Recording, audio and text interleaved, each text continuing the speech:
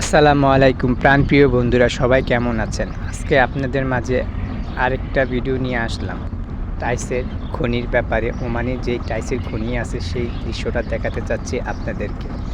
আপনারা যারা জানেন না যে ওমানের কত কোটি টাকা আয় হচ্ছে শুধু এই টাইস দিয়ে, তারা এইখান থেকে প্রচুর পরিমাণ টাকা আর্নিং করতেছে এই টাইসের মাধ্যমে।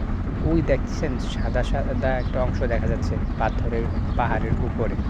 এটা কিন্তু সাধারণ পাথর নয়, এইটি আপনার টাইসের খনি। এই পাথর কেটে এখান থেকে বের করা হচ্ছে টাইসের পাথরগুলাকে। দেখেন ওই সারিবাদে কতগুলো সাদা সাদা দেখা যাচ্ছে, এগুলি হচ্ছে টাইসের পাথর। একটু সামনে গেলে স্পষ্টভাবে দেখতে পারবো, আর আপনাদেরকে আমি দেখাতে চাইতেছি কারণ আমি একটা গাড়ির মধ্যে আছি, তাই হয়তো একটু দেখতে কষ্ট হইতেছে আপনাদের।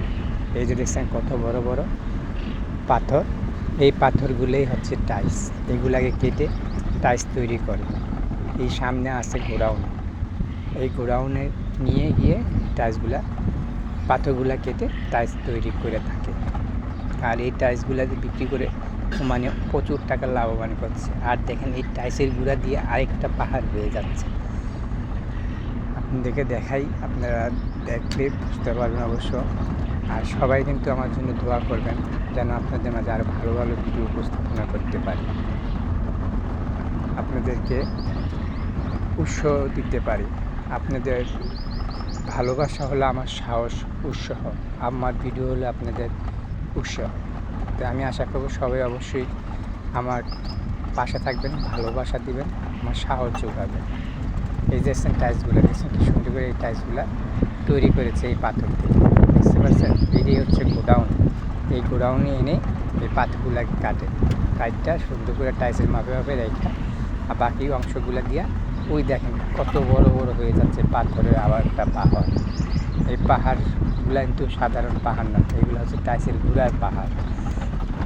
তো আপনারা অবশ্যই বেশি বেশি কমেন্ট করবেন, বেশি বেশি শেয়ার করবেন, আর আমার জন্য দোয়া করবেন, আমার পাশে থাকবেন যেন আপনাদের আরও সুন্দর সুন্দর ভিডিও উপস্থাপনা করতে পারি।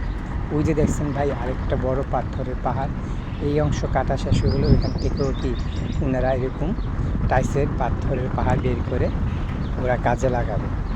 তো আপনারাও বেশি বেশি শেয়ার করে আমার পাশে থাকবেন, আমাকে ভালোবাসা দিবেন। ইনশাল্লাহ আমি আপনাদের প্রতি নতুন নতুন ভিডিও নিয়ে হাজির হব। আপনারা সবাই সুস্থ থাকবেন, ভালো থাকবেন, আমার জন্য দোয়া করবেন। সবার এই কামনা করে আজকের মতো বিদায় নিতে চাই আপনাদের সকলের কাছে।